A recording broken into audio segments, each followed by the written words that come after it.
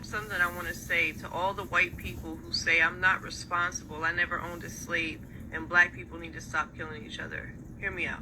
During slavery, slaves endured sexual abuse, rape, denial of education, whipping, families split up and sold, shackling, hanging, beating, burning, mutilation, imprisonment, denial of food and sleep, buck busting, families being forced to sleep with each other for the purpose of breeding and then being made fun of for it. Torture, and also, if this was not happening to you directly, you had to watch your loved ones endure all of this. And this is just very few examples, meant for the reassertion of dominance over the slave by the slave master. And after the slaves were freed, they had to endure their babies being used as alligator bait, their skin being sold as fashion, being eaten as a delicacy, being lynched and burned alive. More denial of education. Now they went from being forced to breed to being forced to be sterilized because white supremacists did not want them to have children. Sharecropping being just another form of slavery. And not only that, but through all of this, there were many black communities that were thriving. Through all of this, they found a way to become successful on their own and independent, and that made white people angry. So they burned it down and destroyed the hope of success that they did have. I say all that to say, we still benefit from all these atrocities that were created and committed by white supremacists. While they were denied education or too scared to go to school because they didn't want to be lynched or burned alive, we continued our education. While they were denied generational wealth, we continued to gain generational wealth. While they were denied the ability to simply exist without fear of death or torture, we were happily thriving in our little front yards with our bikes and our bills. We benefit off of the atrocities that were committed. And if you, with a clear conscience, can honestly say that that's okay, then there is something severely wrong with you. This is why I say we are responsible. Whether you like it or not, the sins of our fathers have fallen on our shoulders because we benefit from the atrocities. We benefit from the suffering and the torture of others. You have traumatized parents raising traumatized children in a traumatizing environment that we created through redlining, through PTSD, through trauma, generational trauma that we have not tried to help them heal through. And we still continue to deny them opportunities. This is why I'm saying we have to stand up and do something. All right. Shalom, first and foremost, all praises and glories unto Yahweh, Bahashem, Yahushai, Bahashem, Harakak Wadash, that belongs to the apostles and the elders of the great millstone. Greetings, salutations, blessings, and much love unto you, hopefully elect out there. Shalom unto you. Your brother Quiet from the Las Vegas Church. Just want to get into something that she said, a couple points she made, a point that she made, and what the headline says, we are responsible for the sins of our fathers, right? There are scriptures that came to mind when I heard her say this. So let me grab the precepts. All right, this is Habakkuk chapter 2. I'm going to start at verse 4. It says, behold, his soul which is lifted up is not upright in him. Okay, speaking of the Edomites, man. But the just shall live by his faith.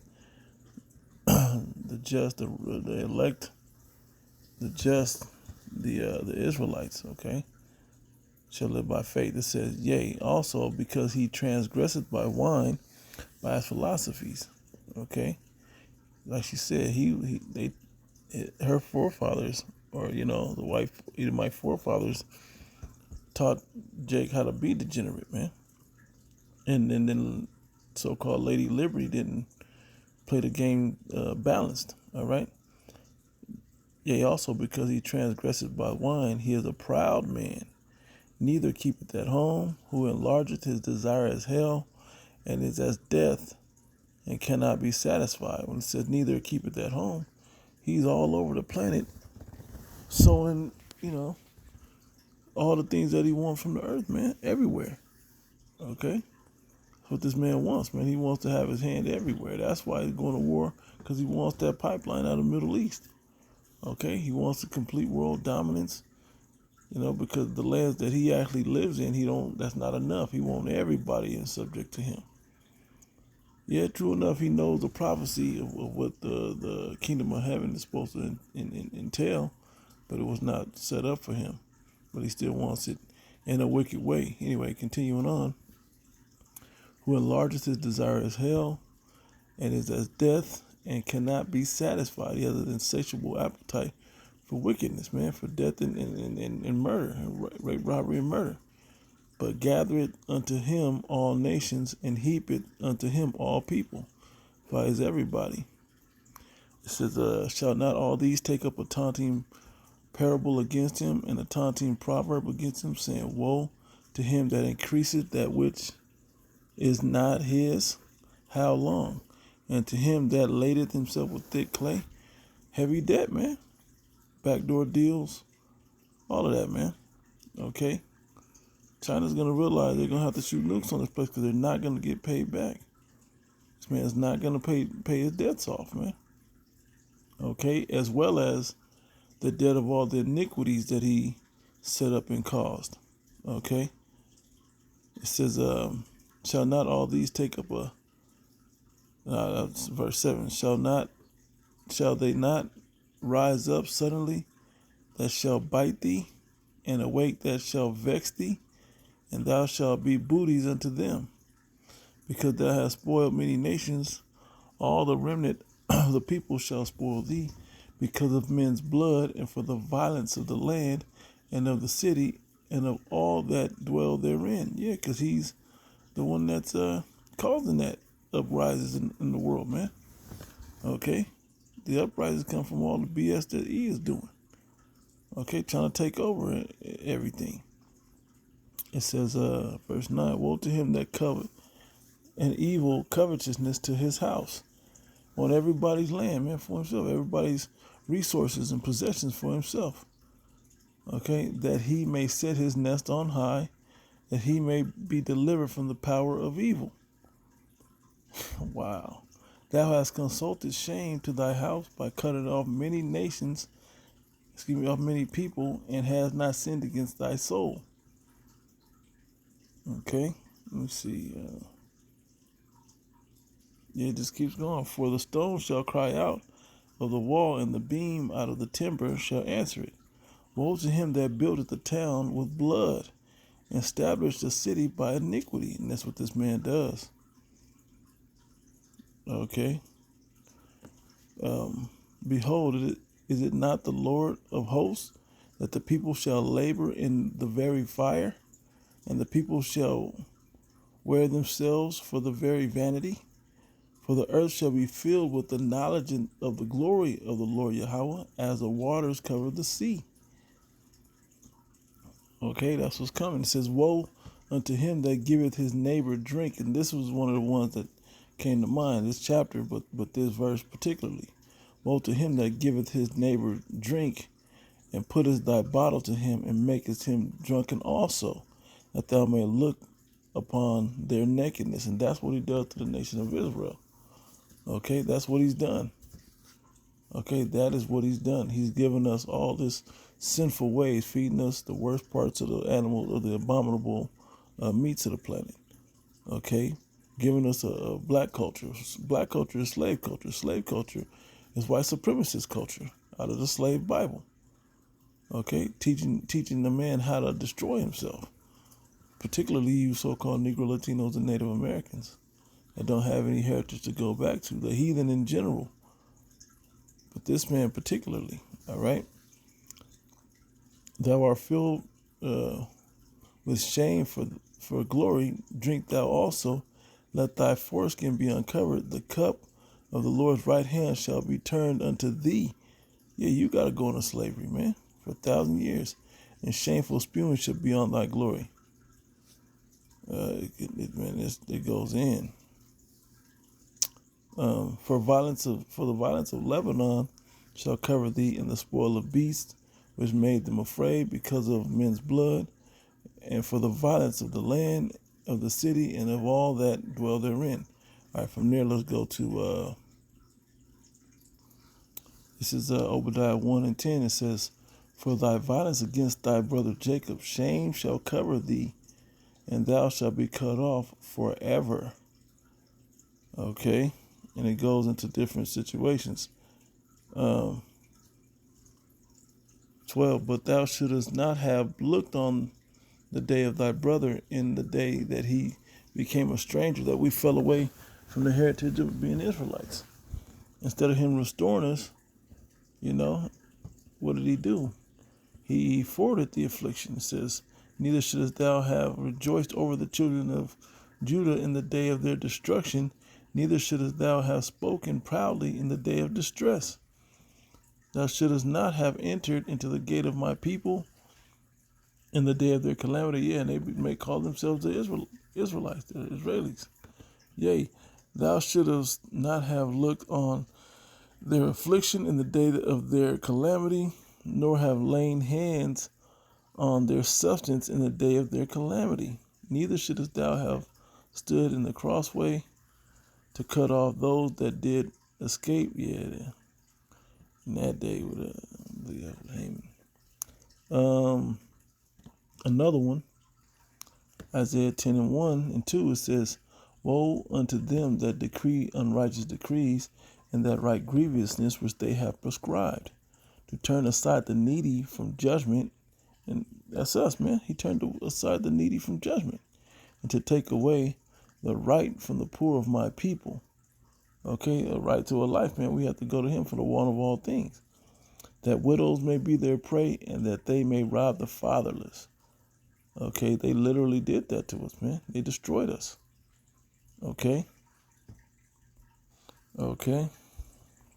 Ezekiel 35, I was started at 2 and jumped to 5. "Son of man, set thy face against Mount Seir." Mount Seir is like the mountain that the Edomites were banished to, okay? "And prophesy against it." Okay, the land that they possessed. Okay. It goes in, verse 5 says, "Because thou hast thou hast had a perpetual hatred, and hast shed the blood of the children of Israel by the force of the sword in the time of their calamity, time that their iniquity had an end. Therefore, as I live, saith the Lord, power Yahweh, I will prepare thee unto blood, and blood shall pursue thee. Since thou hast not hated blood, even blood shall pursue thee. And I will make Mount Seir most desolate, and cut off from it him that passeth out, and him that returneth." Yeah, it just talks about destroying the Edomites, man. We know what Isaiah 63 says. Okay, that Yahushua is, matter of fact, I'll grab it right quick. Yahushua is coming directly for them. Okay. Isaiah 63 and 1, "Who is this that cometh from Edom with dyed garments from Basra? This that is glorious in his apparel, traveling in the greatness of his strength." Talking about Yahushua coming in chariots, man.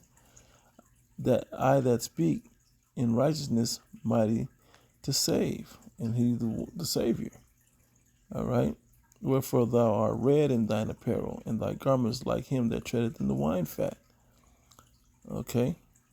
Bloodstained. He says, "I have trodden the winepress alone, and of the people that was none with me.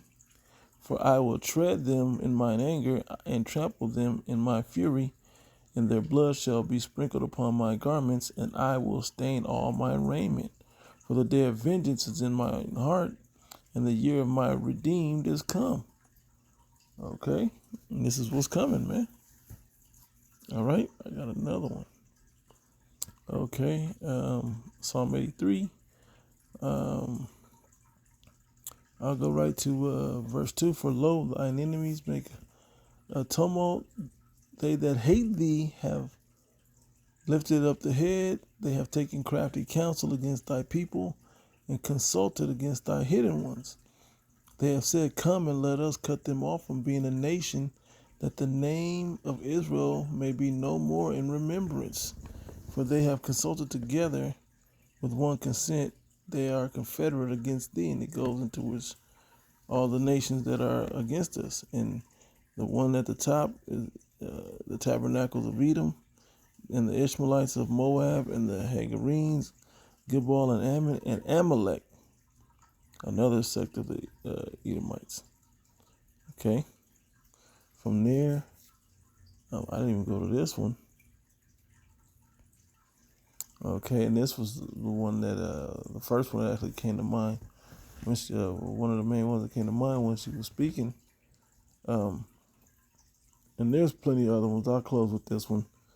Straight to the point. You can drop any other that you can think of. There's plenty of them in the comment section. Okay, it says, prepare slaughter for his children for the iniquity of their fathers, the sins of the fathers, as it said, right?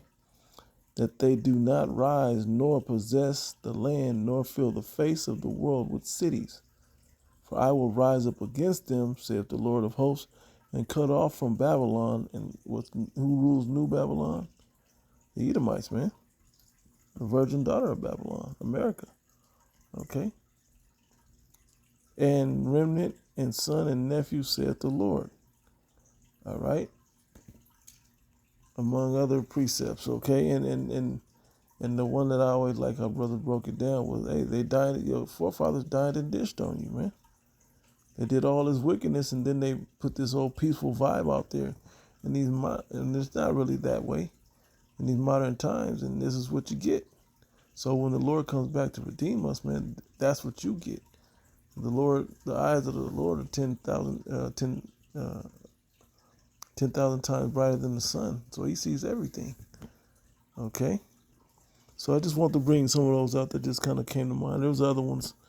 Lord willing, this was edifying, giving all praises and glories unto Yahweh, by Hashem Yahushai, by Hashem HaRakakwadash, double honor to the apostles and the elders of the great millstone. Greetings, salutations, blessings, and much love unto you like out there.